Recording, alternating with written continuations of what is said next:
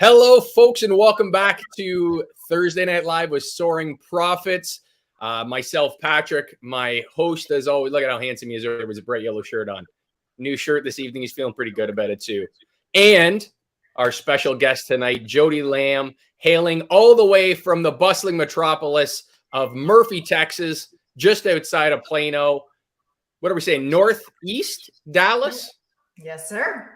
Northeast Dallas, and she's live with us tonight, folks. And a very interesting topic we're talking about this evening is personal injury stuff.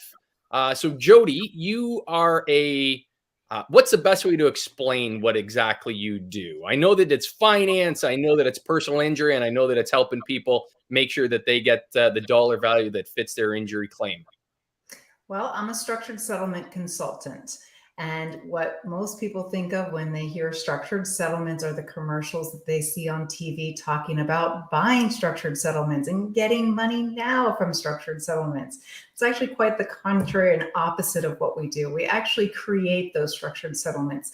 We create financial plans that give people security, independence, and financial peace of mind after their claim settles, because so many of them need long-term financial support for ongoing medical expenses, income replacement, or just customized unique financial investment opportunities that don't exist outside of their personal injury settlement cases. And there's also cases that can structure that don't involve personal injury cases. And those include sale of businesses or real estate transactions that we help with as well.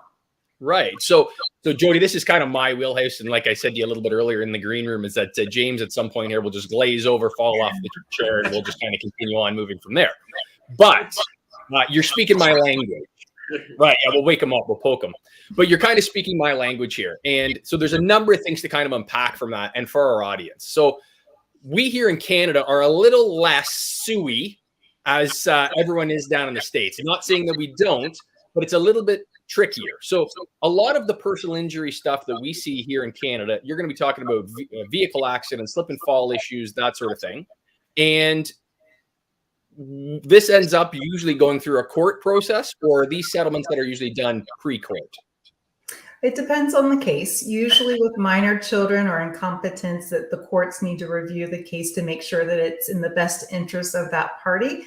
The courts will get involved to approve the settlement and the distribution. For adults who are of legal age to make their own decisions, typically it doesn't involve the courts approving the settlement. There may be court involvement if they file a lawsuit, but for the adults, they typically don't need to get court approval. Very cool. So all of a sudden you find yourself in an injury, you know, a car accident, a slip and fall, you get run over by the neighbor's dog, whatever the situation is, and you have a catastrophic illness, an injury that could affect you the rest of your life. Now all of a sudden you have a dollar value. Let's say $1 million ends up on the table. If you get that all in one lump sum, you're going out and you're buying the Lamborghini, you're buying the new mansion, and then you've got nothing. You got nothing left. So Jodie Lamb comes along and does what to help you? Well, we keep those lottery stories from happening. We've all seen the lottery stories gone wrong, or the athletes who come into multi-million-dollar settlement or multi-million-dollar contracts and have nothing to show for it years later. We're here to help people preserve that money for years to come. We talk to them about customizing plans to meet their unique future goals and their needs. It's completely customized. So we walk through what their current financial situation is, what their needs are. We're not structuring their entire settlement. We're structuring a portion of their settlement because they need immediate cash needs for day-to-day expenses, their prior expenses, their attorney fees, all the other things that are not long-term.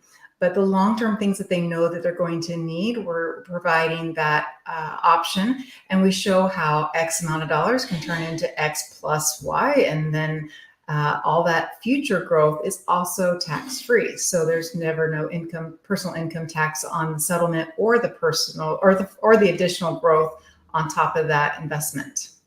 So you help out after the settlement's already created, or are you in the court system with the lawyers? We are involved at time of settlement, and sometimes that is including during the negotiations and during the evaluation of the claim, because that's part of the negotiations. It's a term of settlement that parties are agreeing to. So after the case settles, it could be too late if they've already issued payment. We get involved to make sure that the funds remain tax-free, so that there's no constructive receipt and that those future payments are tax-free. In the US, once they have the receipt of the money, their attorney gets paid and the attorney holds that money in their account, the IRS says it's taxable and that they can't get that future growth. In Canada, it's a little bit more flexible, and it still requires the insurance company to agree to the assignment of the future payments. But it's a little bit more lax in Canada. But we have our Canadian partners up there to help us on those cases as well. But absolutely, we are involved during the settlement negotiations, at time of settlement, and during the settlement documents, drafting the settlement documents and getting court approval to help facilitate the whole process. Because you're trying to get them paid in a certain way, because certain ways that the payment are tax free, and if they just got a check, it would be you're going to pay the government tax. Right. So if you're going to get a settlement for the $1 million, yeah, and you've paid your attorney and you've paid your medical expenses, once you take that money, the rest of that money, you can go ahead and invest it however you want after your claim has settled. You're going to pay taxes on that growth, and you can do whatever you want with it. You could take the same money, invest it through a structured settlement from your settlement funds, and that money can then be invested and be paid tax-free. So it could be the exact same settlement, the exact same investment, but it's going to be taxable versus non-taxable, depending on if it's structured. So walk me through that. So walk me through that a little bit, Jodie. So yeah, walk me through that a little bit. Okay, because again, for us here in Canada, slightly different than you guys, like lottery winnings, again, an annuity like that, there's different tax laws that we have here in Canada than you folks have. It sounds like you're kind of well-versed about Canada. I am not about Texas, but I'm learning on the fly here. And so for us here, any gain on any dollar value, from what I understand, it would be taxed. So how are you folks creating an annuity structure that allows that dollar value to continue to gain asset value without it incurring capital gains? Good question. So the tax code says that your personal injury settlement is tax-free. So if the terms of the settlement include future payments, those future payments also are tax-free. So when the release documents are being prepared from the defendant, from the employer, from the insurance company settling that claim, those terms of future payment are built into that settlement release. The defendant, the insurer, the self-insured, whomever is settling the claim, they're first agreeing to settle the claim for the cash and the future payments. And then the parties agree that those future payments can be assigned to an assignment company. That assignment company buys an annuity. That annuity guarantees those future payments, and they are paid directly to the payee as agreed upon at the time of settlement and as agreed upon in the terms of the release. So basically, if I can surmise this a little bit, Jodie, is that you're almost involving an insurance type agency that is taking that money, investing it themselves, and redistributing that later at a later date. Would that be an appropriate way to kind of, and I'm going to say dumb it down, but that's a terrible way to put that. You got it. It's fixed annuities. We know exactly how much is going to be paid in the future. Today, they decide what they're going to receive. They know exactly what that future payment is going to cost. And it is a present value cost of the higher payment tomorrow, but they know exactly how much is going to be paid and when it's going to be paid. Those terms are in the release, and the insurance company or the defendant or the party who's settling the claim then funds that structure. They get to close the reserves on their on their books. They don't have to keep their claims open for years to come. They get a full and final release. The insurance company issues the payment, or they issue the payment to the assignment company. In exchange, they buy a policy that guarantees those payments, and that's what is promised for the future payments. And they've got a contract in hand that shows that those payments are going to be made. So how has, and again, the United States, similar to Canada, has seen inflation over the last 2 years since, can we say COVID? Yeah. I don't know if you can say this anymore, but you've seen inflation in the double digits over the last number of years.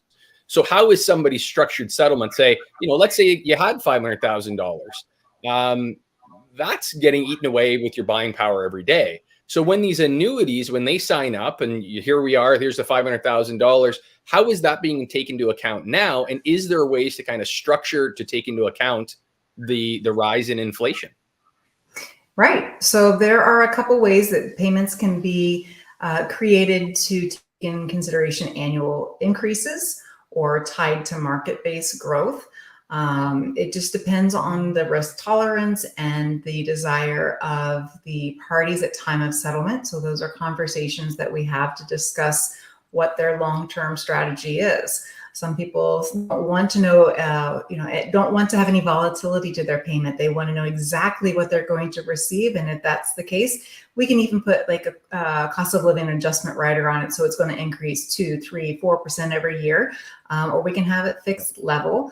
The other option is we blend an option that's fixed and guaranteed with a market-based investment, so that as the opportunities for greater growth in the market exist, their payments will rise. There's different variations of that. Some of them will have floors so that payments never go down. Other options will say it's entirely market-based driven. So stretched out over multiple years, you're going to have less hits on the low years where market goes down. But overall, you're trending upward, and you're still going to ideally have greater growth long-term than a fixed annuity with a fixed rate would offer.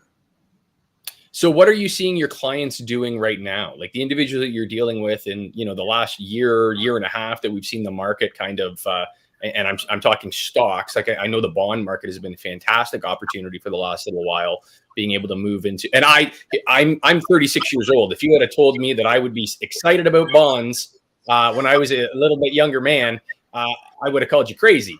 But how are you folks structuring that now in a way that the market has taken a kicking the last year and a half after a fantastic rally after COVID? What does that look like for you folks? Oh, COVID was tough. I think we saw our absolute lows. We kept saying it can't get any worse. It can't get any worse. I've been doing structured settlements for 17 years now. And even when I first started, it was a low interest rate environment, and everyone was like, oh, structured settlements are dead because the rates are too low. But when we're dealing with people with catastrophic injuries and unable to return to work and unable to have means to take care of their medical, it's less about the growth. At that point, it's about making sure that they know that their future needs are taken care of. So I grew up in this industry learning the business and low industry rates. I'm like a kid at a candy store right now. The last 6 months have been exciting. We've seen phenomenal growth on internal rates of return and tax equivalent yields. But, before in the lower rates, when we were struggling to get, show a 2 or 3% sometimes on an internal rate of return, we would blend it with a market-based growth because we knew that rates weren't always going to stay low. And so if there was going to be upside growth, we wanted to give them that exposure and that opportunity. Now that rates are more aggressive and stronger, the higher risk products that have more volatility aren't quite as attractive because we're showing fixed and guaranteed returns on guaranteed payments of tax equivalent yields of almost 8% right now. So it's really hard to say, go volatile, go with the market based if that's not your comfort zone, because we can give you options that have almost a 5% internal rate of return and a guaranteed payout. And those payments can be guaranteed for life. When we're dealing with people with serious injuries or reduced life expectancies. We can get medical underwriting, what's called a rated age. So if they have an injury that's even not related to their accident, but it impacts their life expectancy, or a medical condition that shortens how long they expect to live, we have medical underwriting for that. So the life insurance companies review those people's medical records. It's a combination of medical and risk tolerance. And then they give us what they call a rated age, so that we can get more competitive pricing based on their life expectancy, not just their chronological age. So if they got into an accident, a car accident, hurt themselves, couldn't use their leg anymore, but they also had heart problems. So the heart problems has nothing to do with the car accident, but it means that they may die in 8-10 years. That changes the settlement. That's what you're saying, even though it has nothing to do with the settlement. It changes how I can improve their total payout. Right. Because instead of basing it on if Patrick's 36 years old, but he's got a heart condition, and he's only expected to live 8 to 10 years, he's not going to live the life expectancy of a 36-year-old. He's going to be thought of like a 60-plus-year-old individual, right? So they're going to underwrite the policy based on someone of an older age. Sorry, Patrick. I was just going to get trifocal glasses, but I don't know if I'm going to make it. I know a guy. I'll help you out. We'll get you. But this is like the whole holistic planning of it all. It's not just a one-stop, here's a plan. This is the same plan works for everybody. Everyone has a unique story. Everyone has unique situations. Sometimes we're working to protect government benefits. If they receive a settlement at a lump sum, it could disqualify them from ongoing benefits for government assistance. For children, it could impact their ability for financial aid for college. These are all variables that we take in consideration, and we talk to parents, talking to them about, what are your plans? This is not just a finite decision. There's other things that impact, whether they settle a case for cash or if they get payments over time. Do we need to get a special needs trust involved?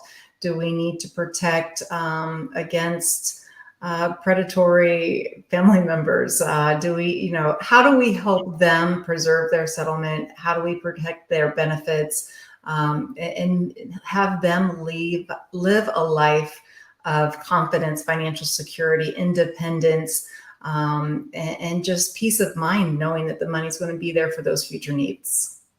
So if someone's under 18, sorry, Pat, if someone's under 18, we do this every once in a while. You were saying the courts get involved. Are the parents decision makers in that, or are the courts who are the decision makers when it comes to like a 16-year-old kid that got into a car accident and now can't walk or whatever it is, and is getting a settlement? Who decides that? Do the parents walk in and they're doing the decisions because they're the guardians, or would it be the courts? Because you said the courts get involved when it's children. So there's layers of decisions. So the parents are the first ones that kind of give their opinion on the matter. How do they see this money being used for their child? Do they need college funds? Do they need all the money when they turn 18? Do we defer it until they get into older ages? Do we break it up to milestone ages so we can take care of college, auto, car, down payment for a home or a wedding? Do they need a lifetime of income? When I talk to parents, I usually ask them, when you were 18, were you making your wisest financial decisions? Not even. I'm still not. So, all right, recognizing that, an opportunity to have to make better decisions, to stretch it out over time, to pay for college, to make some bad financial decisions, but not spend all your money in one bad decision or one crazy evening. Another conversation I'll have with mothers, is who's the biggest peer influence at that age group? Is it their first girlfriend, their first boyfriend? Are they around the right kids or the peers? If their friends find out that they come into a large sum of money, are they going to be influencing that decision, that spending choice? As much as we as parents want to assume that our kids are going to be making financially prudent decisions at that age, we've all been there, right? Yeah. So having the conversation about how do we help them preserve that money until they're older, to be able to make a down payment on a home, save for their future college, whatever those needs are. So the parents are the first ones that kind of give that direction. Sometimes a guardian ad litem is appointed. A guardian ad litem will review the facts of the case and say, yes, the settlement is in the best interest of the child. We approve these benefits, or maybe we don't approve these benefits. The guardian ad litem may come in and say, I don't really like the idea of giving all this money at age 18. I think it should be spread out. And here's a couple options. Sometimes they bring it to the judge, and it's up to the judge to make that decision, or the judge can see the plan that both the parents and the guardian ad litem recommended and said, absolutely not. I refuse XYZ for whatever reason, and we go back to the drawing board. Nothing's finalized until the judge has approved the settlement. So we can put our best laid out plan and all the documents put in place, but if the judge doesn't approve that settlement, we still need to go back to the drawing board. We still need to make sure that the parties are in agreement and that the judge is going to approve that settlement. But you didn't mention the child having any access to, sorry, Pat. Last question. You didn't mention the child had any access to giving it, their point of view or what they want. Well, I mean, it depends on the age of the child.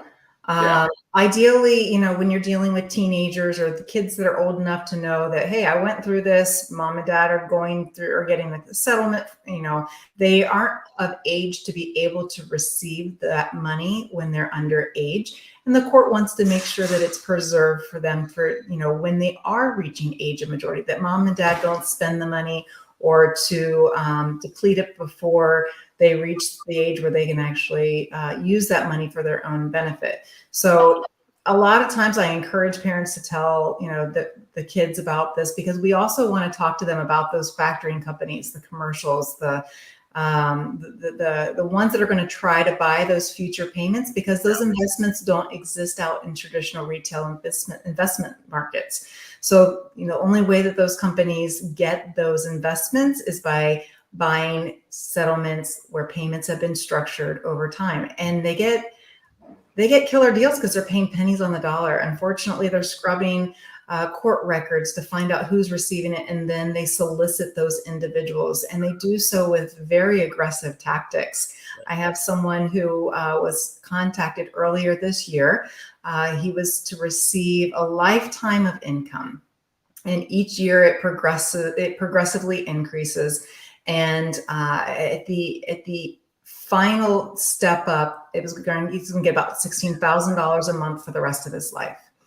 And they offered him, in exchange for about $3,000 less than what he would have normally received, they were going to give him $234,000. And he was so excited. He called me. He's like, Jodie, they're going to give me $234,000.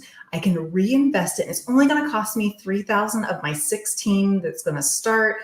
And I can get a higher rate of return. I can reinvest it. I can do it myself. I'm like, okay, well, let's look at this. And I said, well, before we do you need the money? What are you going to do with the $234,000? He's like, I don't know. I'm just going to invest it. I'm like, okay, let's talk about it. Let's look at what they're offering. So we looked at the $3,000 a month, and I said, okay, so this is what $234,000 you'll be giving up. There is $1 million in guaranteed payouts for the rest of your life that you'll be receiving today for $234,000. Right. But it's guaranteed for your life. So that lifetime payout, if we look beyond the guarantee period plus your life expectancy, that was going to be $2.5 million. So they're going to give you $234,000 in exchange for what they project to be $2.5 million. And so you're going to take that 234, and now you've got to reinvest it, and you got to get more than 2.5, because now your investments are going to be taxable. Yeah.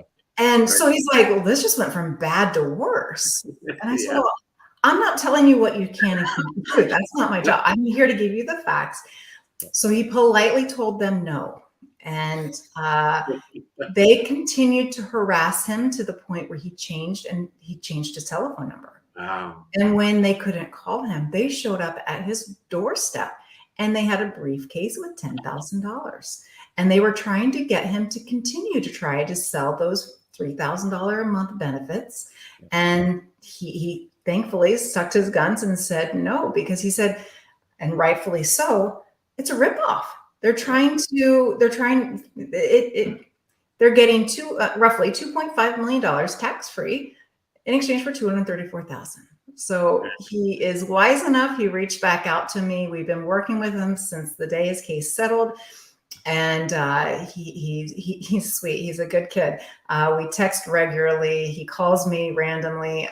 We're always in touch. But those factoring companies are difficult. So we want parents to understand that these structured settlements are something that they need to educate their kids on. So if they are old enough to know what they're going to be receiving, getting them involved in the decision on how they're going to receive it is important too, because we don't want to set up a plan for a child that is going to make them wait until they're 60 years old. They're not going to wait till they're 60 years old, right? Court's not going to prove it anyway, but I mean, this isn't like a far-fetched example.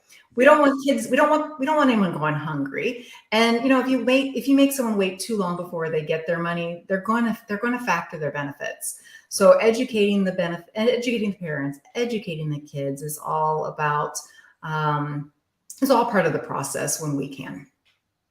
So there's two things there that I can really pull from that. Kind of that leads into my first question is, we've been kind of talking about like $1 million settlement. What if, you have a $30,000 or $40,000 settlement, smaller numbers? Does this change the conversation? How does that work? Right. So in the US, the smallest amount that we can structure is $10,000. I was quoting $10,000 for a 17-year-old today. And honestly, it wasn't pretty. Now, when I quote $10,000 for a 2-year-old, I can double the money. That easily double the money. Right. Yeah. When I'm looking at a 17-year-old who's going to get payments starting in 6 months, I'm like, if you want this money when you turn 18, put it in a block savings account, put it with the registry of the court. Structured settlement's not the right option for you, unless you want to make sure that it's spread out over time and you want to defer it. Some parents don't want to give them that money because it is going to impact financial aid eligibility, or they know that they're not making the best decisions right now, so they want to make sure that it's saved until they get older. But the smaller settlements, we still work on those cases too. We give them the same prioritization and care, but it does involve a little bit more careful planning because we don't have as much money to work with. We often are working with, if we've got a smaller settlement, they don't get as much cash at settlement. So it doesn't last as long before that need or that thirst for their next payment comes. Right. So every case is unique. Every case is got its own special challenges and opportunities. And that's what makes my job fun. Every day is different.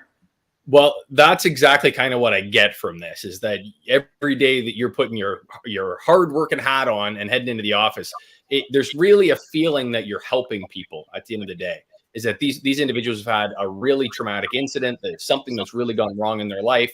They have this settlement, they have this allotment of money that likely don't have any idea what to do with it in most cases. And then Jodie Lamb comes along and is truly helping these people. But where does that come from? Like, what is your background? How did you get into the settlement aspect, and what's your story? Man, I hear you. Not knowing what to do is where I started. I was a freshman in college driving to school, and I got T-boned. Someone ran a red light, spun around. I got hit on the passenger side. I remember getting hit by there was a parked car, and we wrapped around a telephone pole. And that was pretty traumatic. I didn't know what I was doing. I got transferred to the hospital. I went through a doctor's care afterwards, and I had undoubtedly like back issues, but the doctor said, "Yeah, you're as good as it gets." I'm like, "Okay, you want to offer me a little bit of money? Sweet. I didn't know any better. I settled my claim, and I then, continued through college. And at that point, sitting through classes and lectures, I really wasn't doing a lot of like standing and experiencing what was eventually going to become undeniable back issues, and 30 years of chronic back issues I've experienced. So starting with a claim where I had no experience, no idea what a claim was, what to do, how to deal with medical treatment, what to expect with future care, was my first experience in this world. I was actually a finance major for my undergraduate degree, graduated with a concentration in insurance. Right. Where'd you go to school? Ohio University. Ohio. Yeah, I'm a Ohio girl, born and raised, and I got my master's from the University of Findlay. And right after college, I went to work as a financial planner. Was with Park Avenue Securities and Guardian Life. Quickly realized that I didn't have enough life experience or understanding of just finance and sales, and to be talking about retirement planning. Like, I was just out of college. And so there's nothing sexy on the weekend when you're talking to your friends about that. Like, what'd you do this week? Let's talk retirement planning in our 20s. Yeah, I wish someone had have talked to me about retirement planning when I was 20, though. I do, but not something I wanted to talk about when I was 20. No. So I got to work with a large insurance company. I got a lot of experience behind the scenes with investments, personal investments. But after 9/11 happened and job opportunities dried up in the financial world, I got bored. And I'm just one of these sponges that I constantly need to be learning something. I was working on my MBA. I was continuing to get certifications and experiences, but the opportunities were drying up. Well, I had been involved in a claim, and claims were always hiring. So I'm like, I can handle personal injury claims. Cool. And so I went to handle negotiations of auto accident claims in the Ohio, West Virginia territory, which is extra fun. I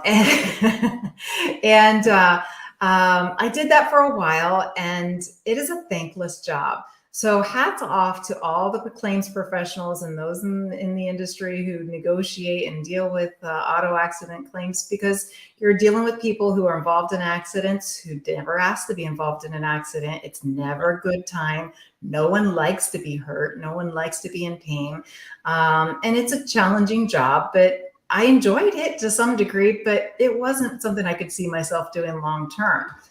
And along comes, as I'm negotiating these cases, structured settlements.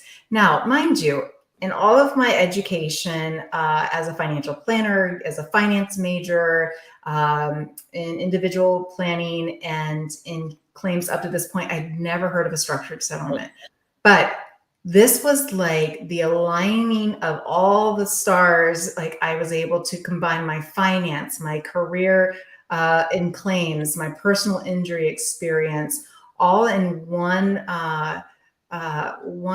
industry or one profession that let me help people involved in claims do financial planning with tax-free investments.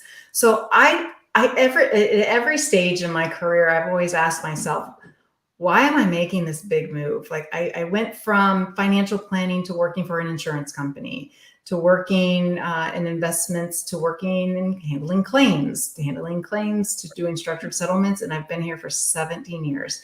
So I have a unique perspective when it comes to helping people, not only because of my claims background and my financial background, but also my personal injury claim myself. I didn't know any better. I settled my claim for nothing. And I've had 4 major spinal surgeries. In 2021, it's not even been 2 years. I wasn't able to walk. I ended up with 2 spinal surgeries, drop foot. I was literally crawling on the ground to move. And it is very humbling when you cannot walk. My kids saw me struggle. And so I know firsthand the fear that comes. What if I can't go back to work? What if I'm going to be like this forever? You know, that hits you, that hits deep. And to be able to relate to people on that level and to understand what those fears are, it's very rewarding to be able to help those people during these times of claim negotiations and trying to figure out what their future is going to be, because this is all new to them too. Right. So I'm constantly working with people who are dealing with this for the first time, whether it be a claims professional who is negotiating a case that's never used a structure before, or attorneys who haven't heard of, or they may have heard of structures, but they don't know enough about it to be able to talk intelligently with their clients.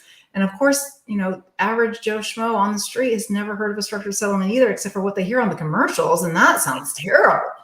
Yeah. But in reality, once they understand what it is, and they understand that this can't be found anywhere else in traditional retail investment opportunities, it really kind of is this unicorn, once in a lifetime opportunity. And after their claim settles, it's no longer available. It's only available at the time of their settlement. And that's what my mission has been, is just to make sure that people have the information to make educated decisions. And it's not right for everyone, but when it does make sense, knowing that they have that choice and that they can choose what's best for them gives me that peace of mind that I've done my job.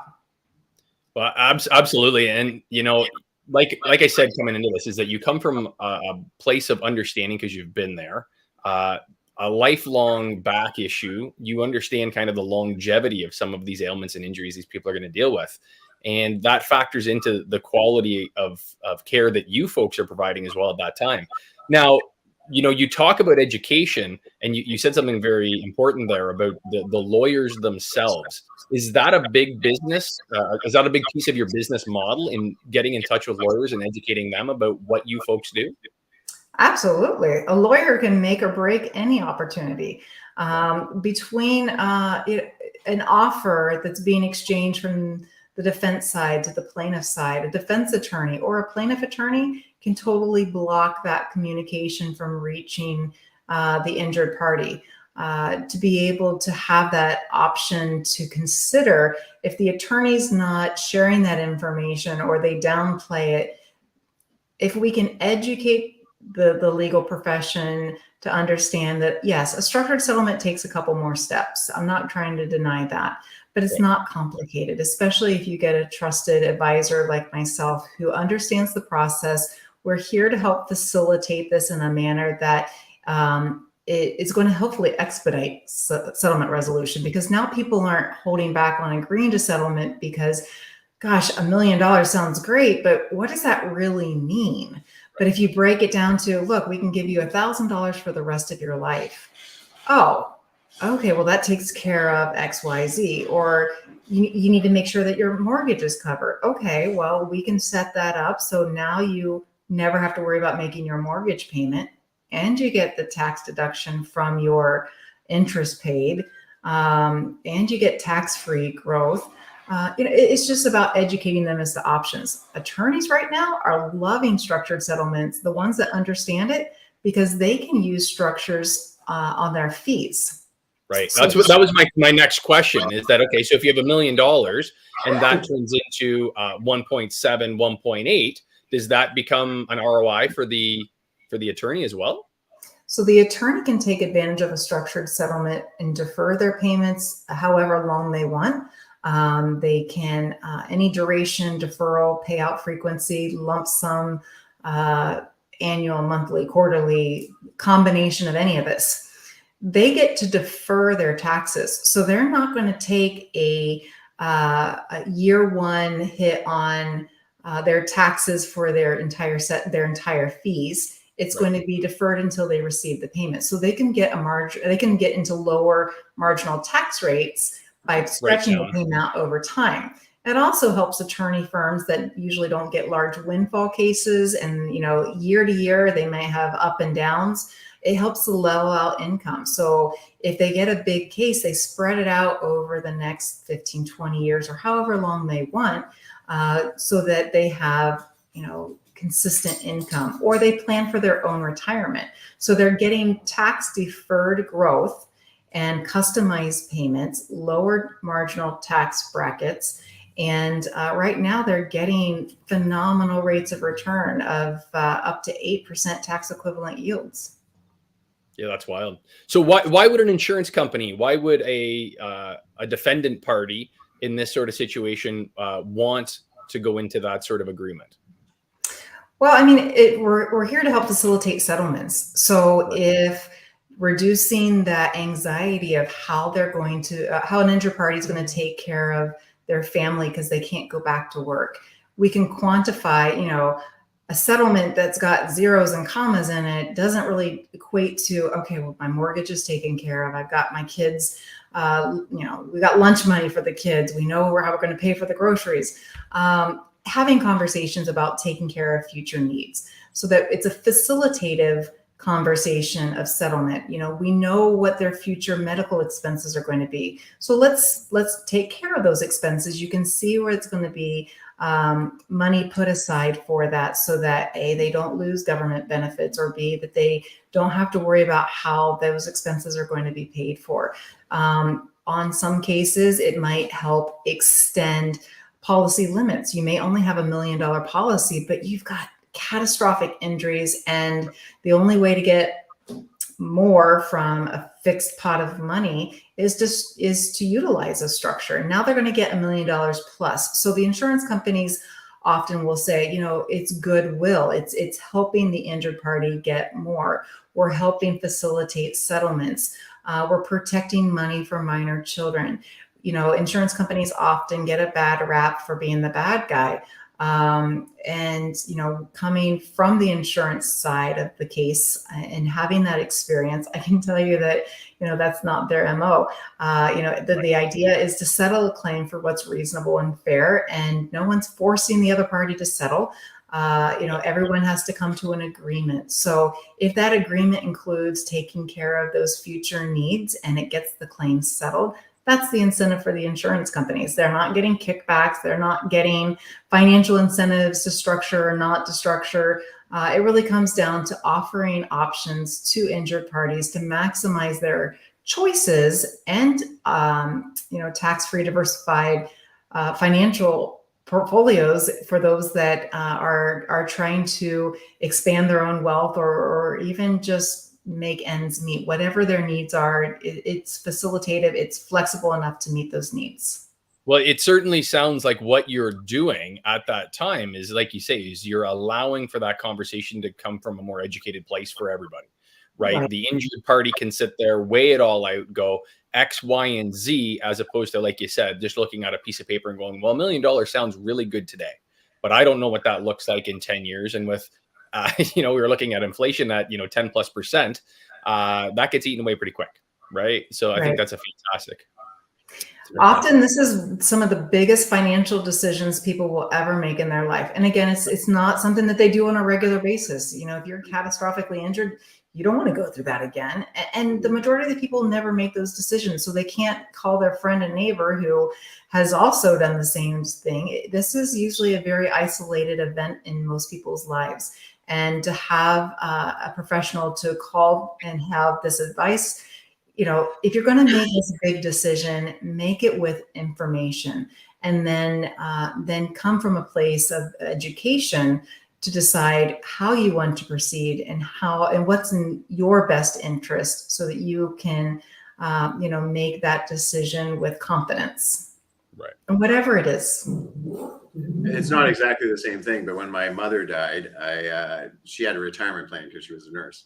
And so I was doing and I am not a financial guy. Everyone can tell you who's ever watched Soaring Profits. I was doing the financial advice, and it would have been great had I had someone that I could talk to. But you're right. I asked a bunch of people, no one, they're like, I don't know what to do. So I ended up making the right choice because unfortunately my dad only lived for another year. So I took a lump sum but it would have made more sense now that I know more and listening to you, taking like a slower dole out, which was one of the options. But the lump sum was a lot. And I thought, you know what, my dad can do a lot with that. So I'm just going to take it. And I did it. And my dad died a year later, so he was able to use that money over that year, and it worked out fabulous for him. But I think what you're doing is amazing, because I would have loved to have someone, even someone whispering in my ear going, okay, this is what they're talking about, because I didn't understand a word that they were saying most of the time when they were talking about the different ways they were going to pay me out for the mom and stuff like that. But I want to switch gears a little bit. I'm more about motivation, and like some interesting things about your personal life have happened. So you said 2020, you had a back surgery where you could only crawl. 2021. So my first surgery was on July 4th, 2021. And Happy holiday. yeah, it was an emergent surgery. Right. And then it was my third of 4 surgeries in this 30 years since my original accident. Right. And then in August, I had another one. I had a disc herniation, and it re-herniated after the surgery in July. And then that's when the drop foot happened. What's and drop foot? So drop foot is when you lose the ability to control your foot. So your foot is in the shape of an L, and you're able to lift your foot, right? You put your toes to your knees, right? Right. Now pretend like you don't have that ability. Wow. You can't. So when you walk, your foot kind of drags. You don't have that ability to lift your foot when you're walking, and it's excruciating pain. And I still experience that excruciating pain. I still have that tightness, that numbing. It's kind of like a Charlie horse that just never lets go in the leg. And this morning you worked out. Every morning I work. So I talk to people. I'm just saying, like, I think you're a marvel. Like, I think the job that you're doing is a beautiful job. I love helping people, and I think, you come from the financial side of it. You're still helping, going above and beyond to help people. I know you're making money, but you're giving advice that not many people have, and I think that's wonderful. But then you come from a place where in your personal life, every day you're in pain, and yet instead of, like, I do talk to people who are in pain. And they're like, I'm just going to lie down. I'm done with today. Or I'm not going to go to work today. You're still showing up. And what was it, 4 a.m. you have to wake up tomorrow to work out? I get up at 4:30 in the morning to work out. Yeah. What motivates you for that? Like, why? Why would you do that? You're in pain every day. You've had this hard life. You've had 6 back surgeries. Your foot hurts you every day. At one point, you couldn't move it. Why? Why do you keep going? Because it hurts more if I don't. It's been a continuation of my physical therapy. Oh, I used to do boxing, kickboxing. I'd ride century rides on my 100-mile rides on my Peloton. I'm an aggressive, watch out. I'm a hardcore. I really love working out, but I've now adapted my workouts to what my body needs. And what's facilitating recovery. So recovery from the drop foot is not quick. I was told it could take at least 2 years to determine if this nerve damage is permanent. Now I'm approaching that 2-year mark. And I've made substantial progress in that time. I'm walking, I'm wearing heels again. I pay for it the next day, but I've come a long way, and working out every single day on balance and strength, and being able to work other parts of my body to help facilitate stability has been key to recovery. So I wake up at 4:30 in the morning because it helps my recovery. I don't necessarily do it for aesthetic purposes, although that's definitely an incentive, because I used to be overweight. I've lost a lot of weight, and staying active is part of this regimen to be able to live a healthy lifestyle. But it's also about being able to live a healthy, happy lifestyle where I minimize my pain. If I don't move, if I just stay in bed all day, I hurt worse. So the endorphins, the movement, moving the muscles has been key to recovery. When I don't move, I get, stiff, and I just can't move as easily, and things hurt more. So I move for my own health. I imagine it also helps with your mental health. Like I talk to people who are hurt and they say, you know, I'm not moving, and I'm like, get out and walk, get out and move, stretch it, do what you can to not hurt it, but move it, because it's good for your mental health. It really does help. Like when I run, after a 10K run tonight, I feel so much better physically, obviously, but mentally too, because you can work through problems. You have those endorphins that you're talking about. And like I would imagine that when you miss a day, it's not great for you. Absolutely. So in November, I had surgery. I had a 4-inch tear in my abdomen wall that was caused from bearing twins to full term. Finally sutured up, and I wasn't able to work out for 8 weeks. Wow. And it was a mental challenge to not move my body like the way I wanted to. Now, mind you, I couldn't sneeze. So physically, I couldn't. I mean, just moving, sitting up was like, oh my gosh, I know I can't work out. But mentally, that endorphin, that I was missing, it's definitely an anchor in my day. If I don't work out in the morning, I can feel it for the rest of the day. It's kind of like eating breakfast. I got to eat breakfast every day, or my day just doesn't go right. I used to pack lunches every single day, and now that I kind of got a little lax on that, it's at 3:30. I'm like, I'm kind of hungry. Probably should have something to eat. And then, I'm like, but it's not ready for me. And I don't have someone here to fetch it for me. So I eat late lunches, and that just throws me off. But those anchors of fitness, of wellness, of mental, physical, financial, that's kind of what I bring to the table. I'm trying to do a holistic wellness approach. It's not just a structured settlement and you're better. It's not just show up at the gym and you're happy. It's got to be a blend of everything, and finding that happiness and that balance has been my focus for the last year and a half. And quite frankly, since I got on LinkedIn, I decided that I would make decisions that were going to be in my best interest to finding happiness. And that's financially, that's physically, that's mentally, and just share that with other people. I mean, I'm a real person. I'm not trying to be someone that I'm not, and I'm not trying to pretend to be this perfect image of anyone else. I'm just me. I say I'm not something special, but I'm just a human. I'm just a normal person, and I like to work with other people that are normal too. So, you. Absolutely. And you were brought to us kind of through Mike. So why don't you were saying that you hear his voice in your mind often. Now, why is that? And how did you come across with Mike? One of our past guests, for those of you that are tuning in. Michael Gale. Okay. Isn't that what he's called? His business? Michael Gale Adventures, or oh goodness, we should have prepared for that one. You go ahead. You tell that and I'll go find out. Okay, you go Google that. I'll tell you how we met. So I met Michael Gale through Mike Ashabranner.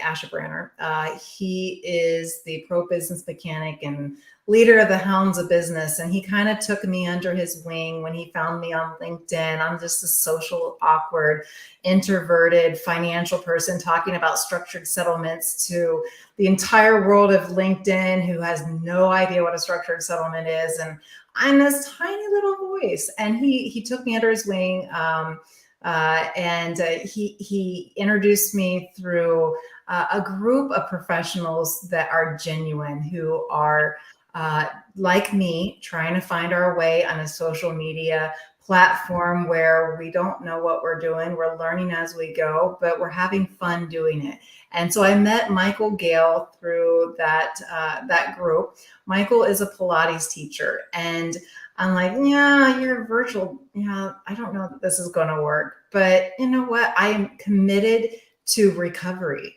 I'm committed to reducing my pain. And I knew that after 30 years of chronic back issues, I walked a little wonky. I don't stand perfectly straight. I favor one side or another. So I started working with Michael Gale to help me with my recovery process. And so we do Pilates sessions together. And if you haven't checked out one of his live or one of his free sessions, I encourage you to do so, because he is such a motivational, positive person. He has helped me with not only recovery, but improving my game. I went from working out every single day, doing what I do, to now being proposed, if you want to teach, let us know. I'm like, I didn't do anything different, but he's in my head. No, my teachers will come to me and say, have you ever thought about teaching? And I'm like, no, and I haven't thought about that. She's like, your form has gotten so much better. And it's gotten better because I hear Michael Gale, outdoor adventures, thank you. Long lines, strengthen, lengthen, tighten. We're thinking about how to use our core to protect our back, to strengthen our body, and to support movement with stability and strength. Stability is one thing, strength is another. I have incredible strength, but I lack stability. And where I have really good stability, I lack strength. So I've learned to favor certain muscles or to protect certain areas because I'm trying to protect my back. Right. And learning new ways to do that and learning better ways, I have been able to get better form, better stretching, better range of motion, and doing it in a way that's fun. He makes me laugh. He knows when I'm in a bad mood. So he's like, he'll make these funny little comments and I'm like, fine, I'll give you a smile. I'm very serious. Like when I say I really liked intense workouts, I'm like, I want to be pushed hard. And that's everything I do. If I'm going to do it, I'm going to do it right. I'm going to give it my all. And Michael's the same way. He levels up me to the next step of my game so that I can be better. And it's it's being noticed. And I feel better. Like I said, I've got better range of motion. I without doubt accomplish a lot more in my recovery because of Michael Gale and the Pilates workout that he does. And he does it virtually. He can tell me that, like, Jodie, you need to tighten your right hip or your right glute or your right inner thigh or your left, do this. I'm like, oh, it feels different. He's like, now you're standing straight. I'm like, but it feels weird. He's like, but this is straight. So this is me retraining my mind how to properly align my body, where I've done so much to try to protect my back that it's not helping me. So this is just, again, I'm committed to making my happiest opportunities available and to recover and to feel my best. I think it's wild. Myself over Christmas here, I ended up throwing my back out. James can attest to this. Terribly. I thought just take me back behind the barn and shoot me. And baby Jesus literally kicked my butt. Yeah. We had a pretty terrible storm up here, winter storm over the Christmas holidays, and the creche at my church fell over. So myself and my daughter, we trudged through this field to go pick it back up. I got there in 3, 2, 1. Away we go. And I just went, ah! And that was it. That's all I had. I know that sound. But then I didn't jump on a bike and I didn't ride 100 miles. And that's what I look at and I go, that's an incredible perseverance that a lot of people don't end up doing. And I think it says a lot about your personal character. It says a lot about your drive. And I think it's fantastic that you still anchor yourself to that. And Mike, you got a guy like Mike that's in your corner, that's pushing you, shoving you, making sure you get what you need done.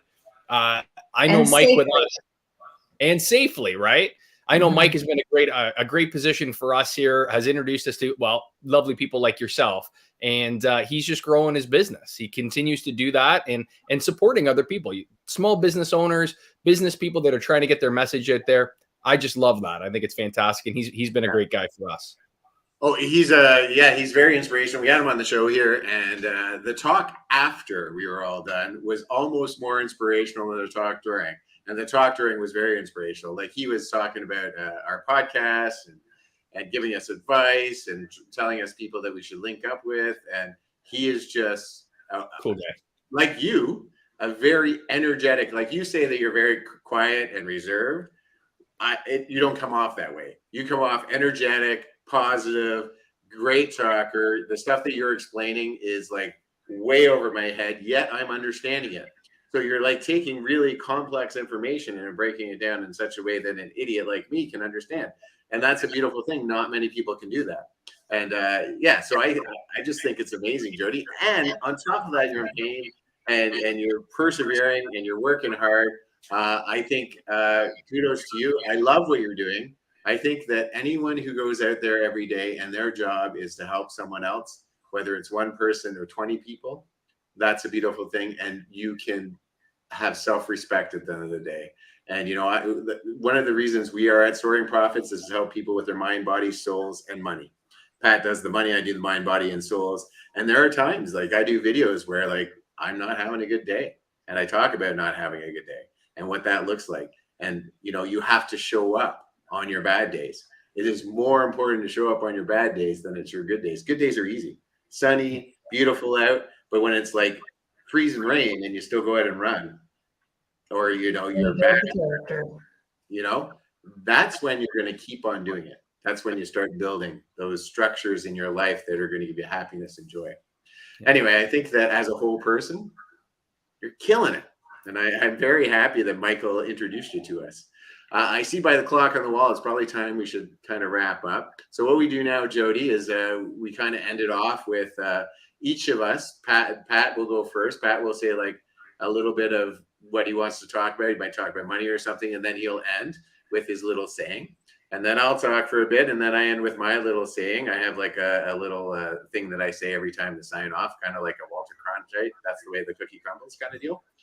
And then it'll be your turn, and you can say whatever you want. This is your dime, whatever you need to do, and then end with some sort of motivational happiness. So Pat, show her how it's done.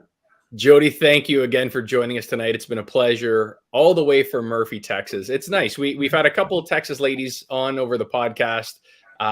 It's a pleasure to have you.